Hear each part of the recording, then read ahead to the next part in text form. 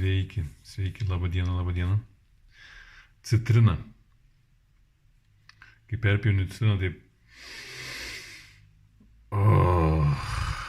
Įkvėp taip giliai citrinos aromatą. Bus tikra aromaterapija ir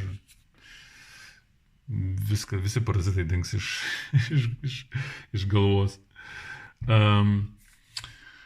Citrina. Aš galėčiau kalbėti apie citriną.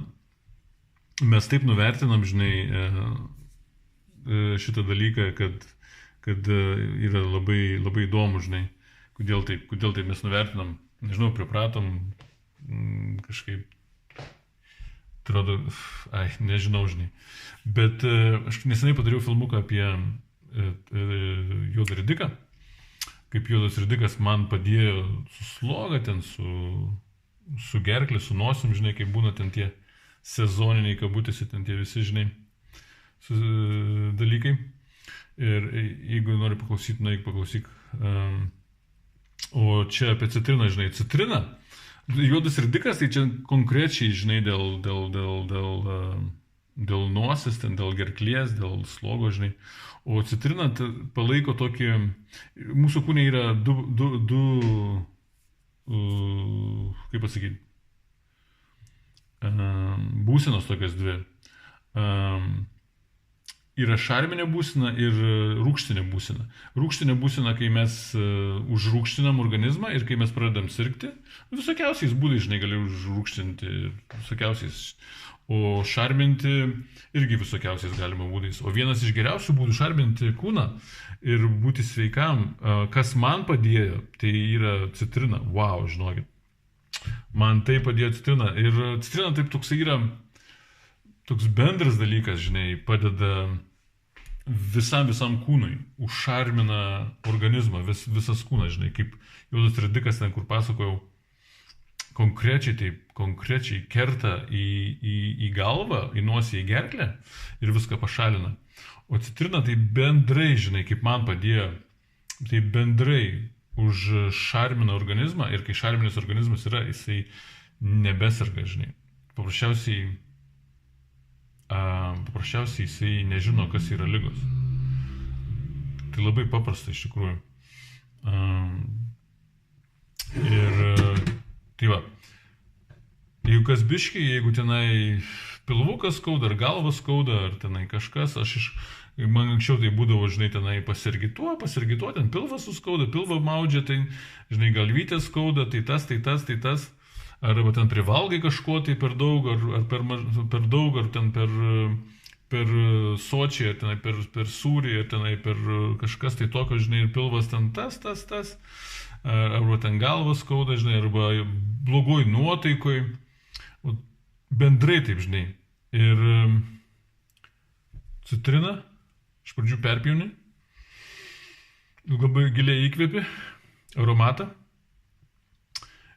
Išspaudi į puoduką ir į stiklinę, vandens užpili ar pusę, ar visą, pagal būseną, Ir pastoviai, kelias kart per dieną, vieną kart per dieną, kas antrą dieną, kiekvieną dieną, kol pagerėja, Ir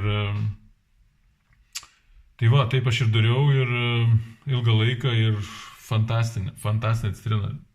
Aš tai stengiuosi visą laiką ekologiškas pirkti. Ir visą laiką reikalauju, kad būtų ekologiškų, visą laiką noriu, kad būtų ekologiškų ir tikiuosi, kad visą laiką bus jos ekologiškos visose parduotuvėse. Tai va, dar parodysiu, taip, spaudžiam, vandens, geriam ir fantastinis dalykas. Taip pat irgi, reikia iš tikrųjų žiūrėti, kodėl mes susirūgštinam, kodėl mes susirgam.